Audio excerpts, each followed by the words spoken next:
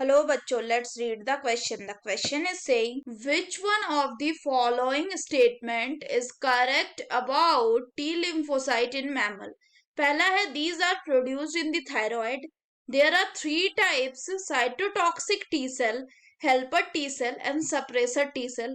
These are originated in the lymphoid tissue. And D में है, they scavenge damaged cell and cellular debris. तो ये देखते हैं हम इसका की कंसेप्ट. तो अगर हम बात करें इसके की कंसेप्ट की, तो इसका की कंसेप्ट हो जाएगा टी लिम्फोसाइट.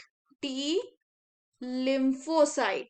तो अगर हम टी लिम्फोसाइट की बात करें तो टी लिम्फोसाइट क्या है? It account for around 80% of all lymphocyte. सारे लिम्फोसाइट में से जो टी लिम्फोसाइट है वो कंस्टिट्यूट करता है अप्रोक्स 80%.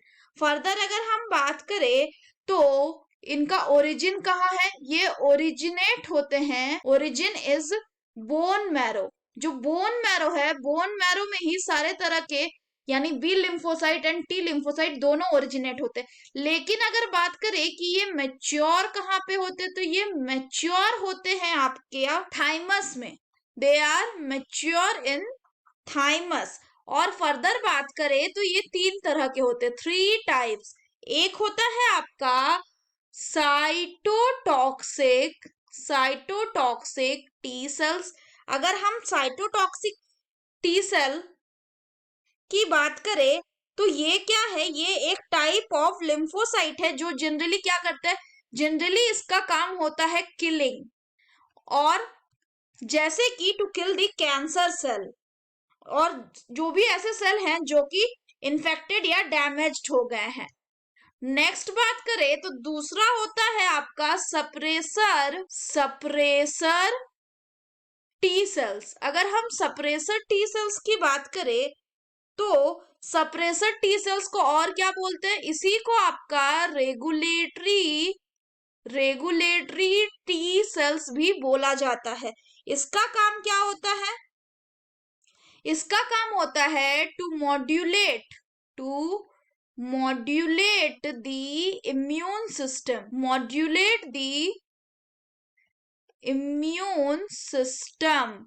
फर्दर अगर हम बात करें तो ये क्या करता है? ये मेंटेन करता है tolerance to the self antigen, और यही मेंटेन करता है, प्रिवेंट करता है किसको? ये प्रिवेंट करता है ताकि ऑटो इम्यून डिजीज जो है वो ना हो पाए. नेक्स्ट बात करें तो तीसरा क्या होता है? तीसरा है आपका helper T cell. Helper T cell. अगर हम हेल्पर टी सेल की बात करें तो ये मोस्ट इंपॉर्टेंट सेल होता है. किसमें? ये मोस्ट इंपॉर्टेंटली रोल प्ले करता है इन एडाप्टिव इम्यूनिटी में. और अगर आगे बात करें तो ये जो हेल्पर टी सेल है ये क्या करते हैं? They do not only help, मतलब ये सिर्फ एक्टिवेट नहीं करेंगे बी सेल को एंटीबॉडी सिक्रीट कराने में, बल्कि ये माइक्रोफेज को भी हेल्प करते हैं to destroy the ingested microbe. लेकिन साथ ही साथ ये जो हेल्पर टी सेल है ये क्या करते हैं? ये एक्टिवेट करता है साइटोटॉक्सिक टी सेल को to kill the infected target. यानी ये क्या करता है? ये जो हेल्पर टी सेल है ये बी सेल पे काम करता है और बी सेल से क्या करवाता है? एंटीबॉडीज का प्रोडक्शन कराता है.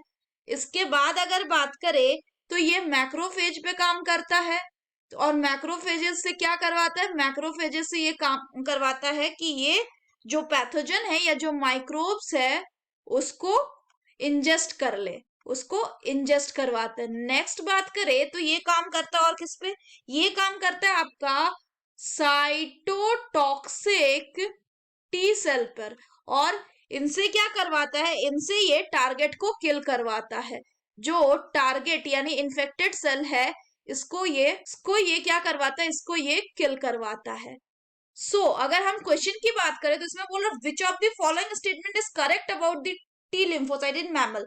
तो पहला है कि ये थायराइड में प्रोड्यूस होता है, ये बिल्कुल गलत है. ये प्रोड्यूस होता है बोन मैरो में एंड मेच्योर होता है थाइमस में. दूसरा बोल रहा है ये 3 टाइप के होते हैं, cytotoxic T cell, helper T cell and suppressor T cell.